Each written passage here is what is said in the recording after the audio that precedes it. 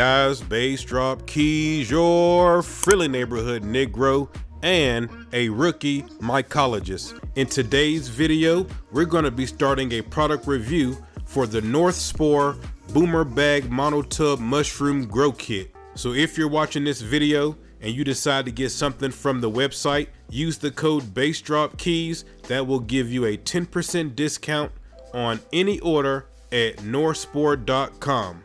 Now, Spore has different monotub kits on their site. You can see the Boomr Bag kit, that's what we're going to use. That's for any mushrooms that love manure. You have the Wood Lovers kit, obviously for mushrooms who love wood. And you have the Fruiting Block kits, which comes with a fruiting block that's already colonized, and you can grow your mushrooms right inside the monotub. As I said, we're going to be using the Boomr Bag kit. It's supposed to be a starter kit that comes with everything that you're going to need for your entire grow. So let's check out everything that it comes with. The first thing that it comes with is a monotub. This monotub is from Max Yield Bins. Anybody that's in the mushroom community has probably heard about Max Yield Bins before. They are specifically designed to grow mushrooms. They have holes on the base and on the lid for air circulation. And they come with a custom light blocking base to prevent those side pins from forming.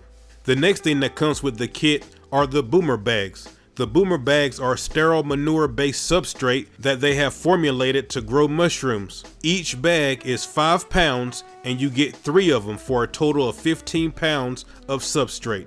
The next thing that you get with the kit is a sterilized grain bag. Now obviously whenever you're doing your mushrooms, you need some kind of grain to colonize. No matter if you're using a multi-spore syringe or liquid culture, you can use the Boomr Kit sterilized grain bag. It does come with an injection port and the bag is 3 pounds. The next thing that comes with the kit is a 5-pound bag of cocoa coir. Now you already have 15 pounds of substrate that they gave you, so you don't need to use this cocoa for that, although you can if you want to. What most people do is use this cocoa as a casing layer on top of their substrate once they mix that and the grain together. The last 2 things that come with the kit goes along with the Max Yield bin, the self-adhesive filters and the black micropore tape. The self-adhesive filters are what you're going to cover those big holes on the Max Yield bin lid. You see those 2-inch holes?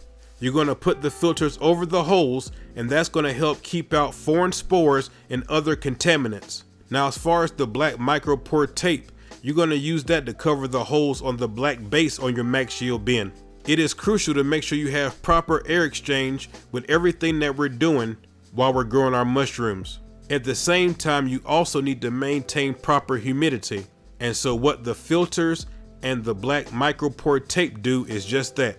They help you with the airflow and air exchange while allowing for the proper humidity that the mushrooms need to really thrive.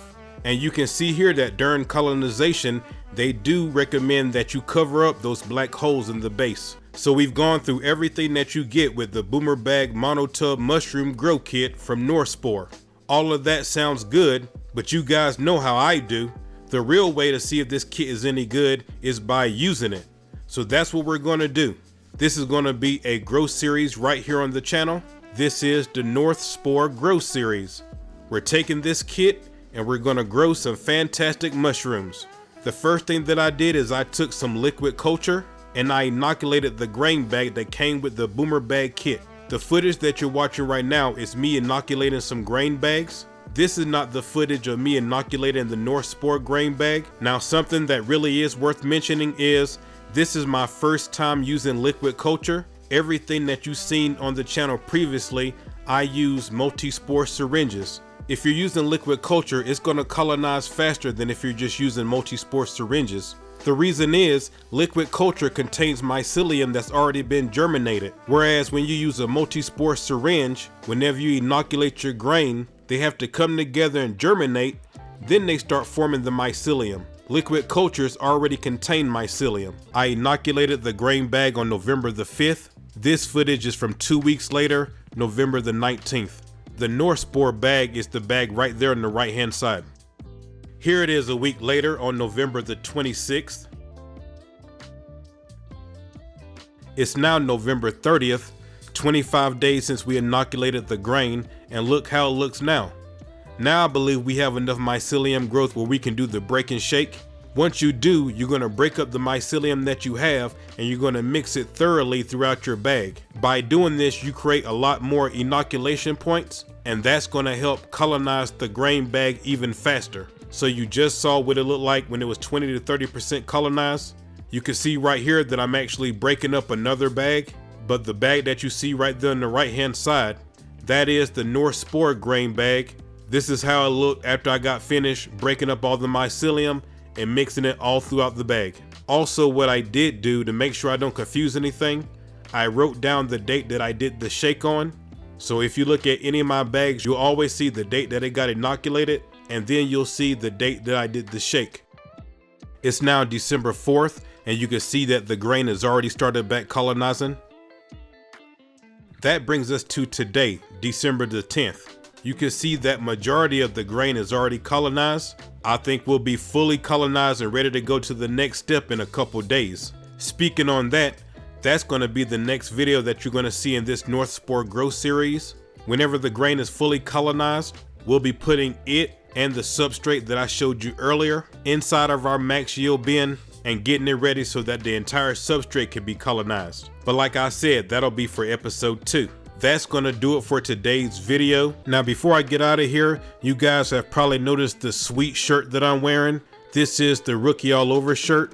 If you want to support me and the channel, come over to the merch website, therookiemycologist.com.